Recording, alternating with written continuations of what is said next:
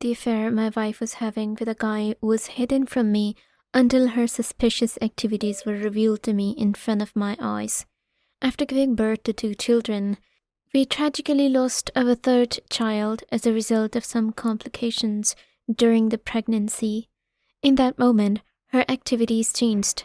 According to her psychiatrist, she was suffering from stress and depression. But suddenly she began staying out of the house more often. She said she needed space. Then one day my brother called me nervously and told me that he saw my wife in a bar with a man close by. In the middle of all of this, I was stunned by what he was saying. The guy he described has his hand on her leg, and she was trying to get closer to him. I asked him, is he serious about what he was saying? And he was certain that he had seen her. I asked him where this certain bar was situated. A sudden impulse brought me out of the office, but when I got there, no one was there. Once I had reached her home, I asked her who was the man she has been in the bar with. Her face expression was terrible, and when I asked her who was the man, she replied that he had attempted to rape her. My heart was enthralled as she began crying badly. In a moment, I was so terrified. I embraced her and told her to calm down. I reminded her to keep calm, and I asked her, did she know him? Let him know who was that person. She replied that yes, she did know who he was. As I told her we would sue him, she responded that she didn't need police. She behaved like a made person and started saying that she did not need it. I somehow managed to satisfy her by telling her that I would not report about him. Just tell me who he was and I'll not report him. Her first reaction was to cry and tell me that she had made a huge mistake. She said she wanted me to forgive her for it. She confessed to me being drunk and sitting with him, and in unconsciousness she did that. After that, she stopped, but he began hugging her and touched her. She was in a bad situation and said that it was all her fault because she gave him a chance to do it. She begged me not to report him as she didn't want to get herself in trouble. She was afraid of the consequences it could have on her reputation. I told her that I would keep it a secret, but that she should never put herself in a situation like that again. As a matter of fact, I didn't say anything for a while, but then I said I could take a step back from what you have done. I suggested that she try to reflect and understand why she was in this difficult situation and learn from it. As soon as she was done, she started saying, "Don't leave me," etc. I forgive her because she confessed it, and it was bad on her part that she could kiss someone, but after drinking it happened. So I forgive her and told her to never do that again. She promised that she would be careful next time. I decided to trust her and give her a second chance. We hugged and I promised myself that I would always forgive her and never leave her sight. In another instance, I returned home at night after working and I did not find her at home. I asked my son where his mom was. He said that she had gone with her friends. When I asked him which time she had left, he replied that she had left in the evening, so I called her to ask where she was. There were loud noises playing in her background which indicated that she was at some kind of party. She ended the call. After she arrived home late at night, I asked her why she was out at that time. She replied, "Who are you asking? In my opinion, you should not spend your nights outside because I am your husband. You didn't realize that you've 2 children at home, that you didn't even have something to eat when you were outside." She started arguing with me and insisted that she would go whenever she wanted. It was during this time that I saw a mark on the left side of her neck that looked like a bite. I couldn't see it clearly because her hair was covering it up. She went into her room after looking it. I was worried that something may have happened to her while she was outside. I tried to talk to her, but she refused to tell me what happened. I was left feeling confused and concerned. As a result of my heart pumping and racing as I thought about her neck mark, and due to her violent and irresponsible behavior, I did not sleep for the whole night. The following day, I decided to approach her anywhere so that I would know where she was going. On the same day, there was also a parent meeting at my son's school where my son was constantly failing maths. It was another domestic problem. Anyway, I started approaching her and followed her for 3 days continuously. I was certain that she was going with her friends, but it was false. Although I had many doubts about the mark she had on her neck, I still had many doubts. It was the third night that I was in my car at a certain distance from the pub where she went. It was the third night. I saw her with her friends going to the pub. There was a man with her. She seemed to be holding his hand while they were talking. I felt as if she was holding his hand, but then she suddenly lost it, looked as if she had sat in her car, and drove home. I felt as if she had seen me. I drove away, feeling a strange mix of emotions. But I was also angry that she had been so reactive about the mark. I wanted to know more, and I resolved to find out what it was. Regardless of what she was doing, I was sure that it was all taking place outside of the house. It was surprising that on the fourth day she did not go anywhere, and that she came to me and told me that she don't want to go somewhere, and she would devote time to me and the children. The good behavior of she was confusing to me at first, but on another note, it gave me hope. She made dinner, and we had a romantic evening that night. She apologized to me and left the house. As I discussed with her the next day about the performance of our son, I felt satisfied that she has become responsible again. In the past, she was somewhat aware of it, but I explained to her that her role is to ensure that kids are punctual and disciplined. She agreed and said she would do her best to make sure our son followed the rules. She promised to be more involved and to be a better role model for our son. I was glad that she was taking responsibility of her actions.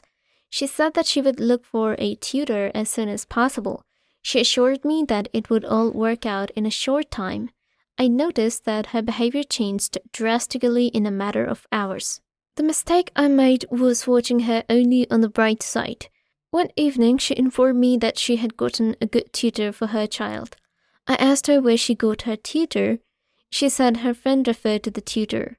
The following day, I stayed at home because I was also anticipating our meeting and waiting for him to show up. Because I was so worried about our son's schooling, I decided that it would be best to talk to him in person. It was then that we got to talk. During our meeting, I noticed a very peculiar thing. Both my wife and he were maintaining continual eye contact with each other. In addition, the level of excitement that day was so very high in my wife. It was unclear what could have caused her to get so worked up. On the other hand, he began instructing our son. As a couple of days, I returned to my house at an unusual hour. My son and his neighbor friend were playing when I came in to find him because it was time for tutoring. I confronted him with the question of why he wasn't studying.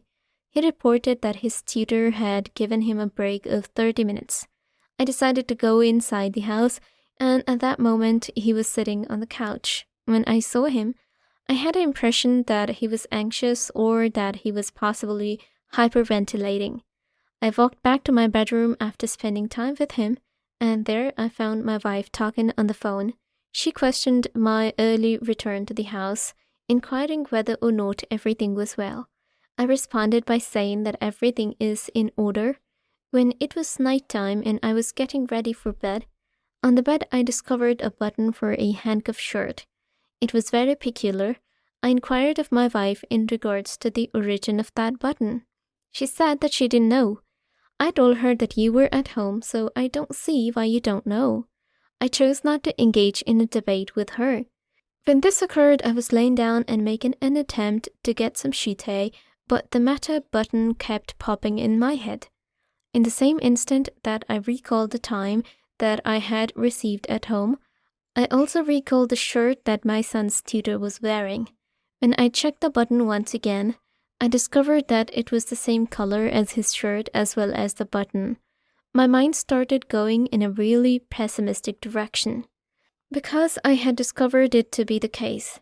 The following day, I take my son to the ice cream shop that is located close.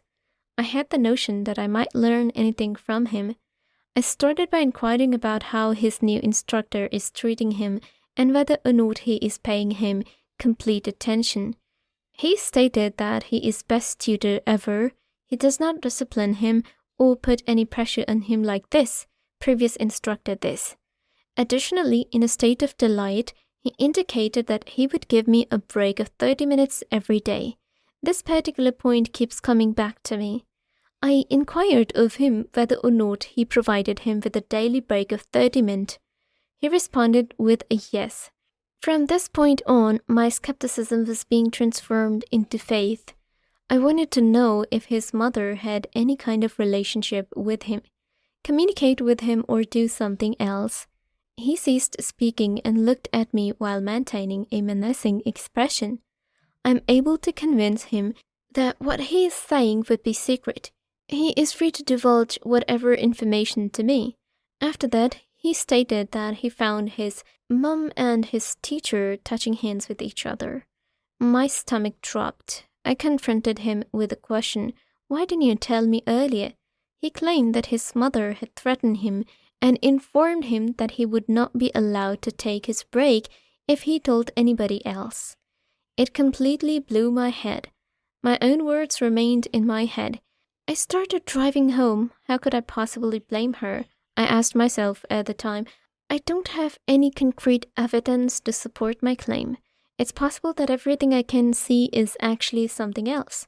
As a result, I made a decision to put in some effort to ensure that everything was done correctly. When I told my son not to worry and that he should not tell his mother, he nodded his head innocent. When I got home, I pretended like nothing had happened, but it was evident that my mood was extremely out of control, so I didn't talk to her. I have no doubt that it is unimportant to her. I had a thought one night that I ought to do some thorough research on her. The following day, I went to the market and purchased some cameras that included mics. Now that I've everything, however, I still have to install everything, and because I am not trained professional, I will need some time to complete the process on my own. I waited until she left the home before I continued my search for her.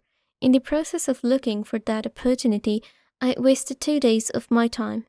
At long last, I finished setting up all the cameras and microphones. The fact that I am able to view everything from wherever is the nicest feature of those cams. As a result, I began monitoring everything from my workplace. To tell you the truth, all it took was a few clicks for me to get a good look at what was going on in my abode. On the very same day, they made an attempt to commit the crime. The tutor let my son take a break for 30 minutes, during which time my wife and he went to our bedroom and made out. While I was at work and watched these scenes, I was at the office. My very being was unsettled. The whole world trembled. It was disgusting for me to watch my own wife with another man in my bed. I felt like my heart was bursting with pain. I was frozen for quite a while. When I was in a state of shock, I decided to drink alcohol and make myself feel relaxed. After calling my brother and telling him to come home and get my kids for a few days, he came and got them. My brother came to pick them up as soon as I got home, but I did not recall exactly how I controlled myself around her. I told her to sit with me. We sat in silence for a few moments. I asked her, "Why had you cheated on me?" She was scared to hear me say this, but she defended herself. She said, "How dare you blame me?" I told her not to fool anymore. I said, "I am aware of everything." She didn't reply. I told her that I couldn't live with her anymore. I was planning to give her a divorce. I told her that I could not live with such a characterless woman. The two of us started arguing and she demanded half of the property we were renting. I reminded her that I already paid a partial payment of that house that we both bought 3 years ago when we both worked at the time. However, she continued to demand money even though I reminded her that I had already done that. I didn't want to give her money and just leave my house. She told me I would cry if I didn't do this. In the end, she just left without saying a word. In 40 minutes, my door knocked. It was police and my wife was with them. She was in a terrible situation. Her dress choked and her dress was twisted. The sheriff arrived that time and arrested me. She reported to the police as having tortured her. It was my hope that I would be able to convince the sheriff that I have some recordings to show him. They brought my laptop into the police station and I opened it and showed them the recording of her crime. She had no idea that everything would be recorded. The police were now clear that she was lying, and on that basis, the sheriff arrested her. When I finally returned home, I started the divorce paperwork as well as arranging for custody of my children. Further, I showed all the recording of her family if they had any doubts about me. The case has been in the court now, and I am hopeful that I'll win it in the next hearing.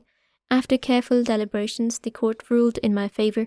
I was granted full custody of my children, and the divorce was finalized. This experience has been a difficult one, but it was worth it to ensure that justice was served. I am still in a state of brokenness because it is very difficult to move on from such a terrible memory. Even though I live with someone with whom I have spent the best part of 2 decades who cheated on me, it's not easy to move on from such a terrible experience. My kids are with me now. They are the biggest support for me. I do my best to be strong for them and to provide them with a loving and stable home life.